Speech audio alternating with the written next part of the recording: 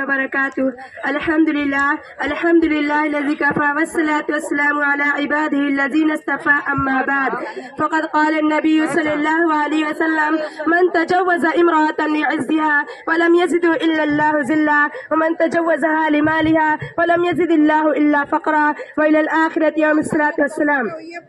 میری پیاری دینی بہنوں، السلام علیکم ورحمۃ اللہ وبرکاتہ۔ اس وقت میرا موضوع سکن ہمارے معاشرے کا وہ ناسور ہے جس نے زندگی کی بنیادوں کو ہلا کر رکھ دیا ہے، سینکڑوں ہزاروں گھروں کو تباہ و برباد کر دیا ہے اور کتنے ہی جذبات کو مسل کر رکھ دیا ہے۔ یہ وہ بیماری ہے جسے آپ جہیز کے نام سے یاد کرتے ہیں۔ میں نے خطبہ کے بعد ایک حدیث شریف پڑھی ہے، اس میں حضور پرنور محمد عربی صلی اللہ علیہ وسلم کا پاک ارشاد ہے، جو شخص عزت حاصل کرنے کے لیے شادی کرے گا تو رب ذوالجلال عرش ساز کو ذلت کے سوا کچھ نہ دیں گے، اور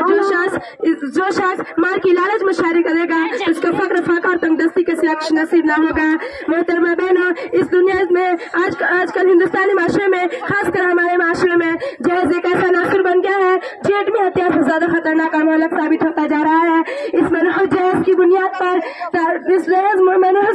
بنیاد پر اخبارات کی رونق ظاہر کر کے سرخیاں چھپتی ہے کہ فلاں شوہر نے اپنے سسرال والے سے اس کو ٹرن نہ ملنے پر اپنی نئی نویلی دلہن کو جلا دیا، فلاں شخص نے مزید جہیز کا مطالبہ پورا نہ کرنے پر اپنی بیوی کو موت کے گھاٹ اتار دیا۔ کسی شاعر نے کہا ہے، عجیب ماجرا ہے حضرات دیکھیے،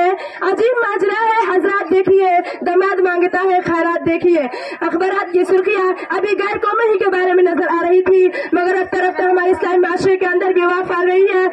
اخبارات کے اندر جہیز کے لیے بھیٹ چڑھنے والی کہیں فاطمہ، کہیں رضیہ، کہیں شبنم و فرزانہ اسلامی شریعت کے نام لیوا سے کہہ رہی ہے کہ کاش ہماری اسلامی شریعت واضح اور کتابوں کے بجائے عمل میں آ جاتی۔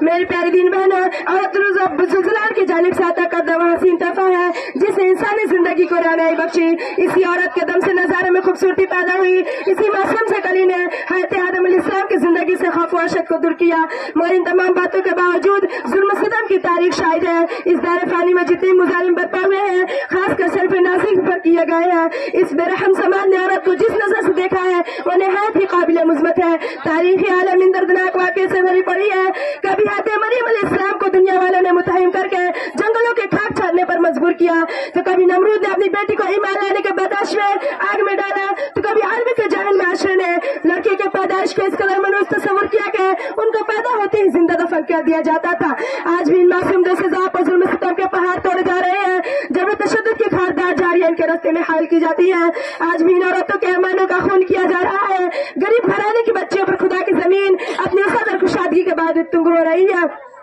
پوری دنیا میں یہ بات ریزرویشن کی طرح آیا ہو رہی ہے کہ جس گھر میں لڑکی جوانی کے دہلیز پر قدم رکھتی ہے اس وقت سے والدین کی نیندیں حرام ہو جاتی ہے، زندگی کا لمحہ سانپ بن کر ڈسنے لگتا ہے۔ ایک طرف لڑکی کی اٹھتی ہوئی جوانی ہوتی ہے تو دوسری طرف جنسی بھیڑیوں کی اٹھتی ہوئی نگاہیں ہوتی ہے، تو تیسری طرف پڑوسی کی چماگوئیاں ہوتی ہے۔ والدین اس گلاب کے پھول کو سجانے کے لیے جب کسی لڑکے کی تلاش کرتے ہیں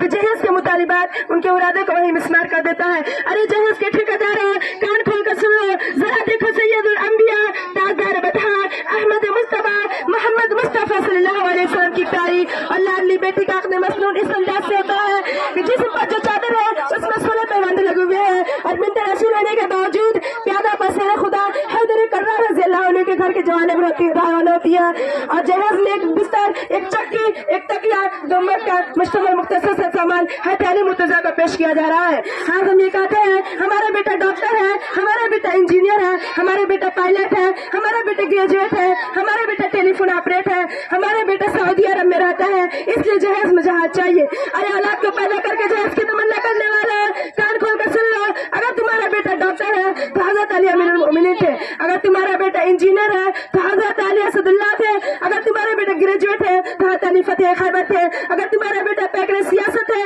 تو حضرت علی پیکر ولاد تھے۔ ملت اسلامیہ کے پاسبانوں، آئیے ہم اس بات کو عہد کریں کہ جہیز جیسی ملعون رسم کو مٹا کر دم لیں گے۔ میں اس شعر کے ساتھ اپنی تقریر ختم کرتی ہوں۔ یہ سنگ گرا جو حائل ہے رستے سے ہٹا کر دم لیں گے، یہ سنگ گرا جو حائل ہے رستے سے ہٹا کر دم لیں گے، ہم پھول بھی ہیں تلوار بھی ہیں باطل کو مٹا کر دم لیں گے۔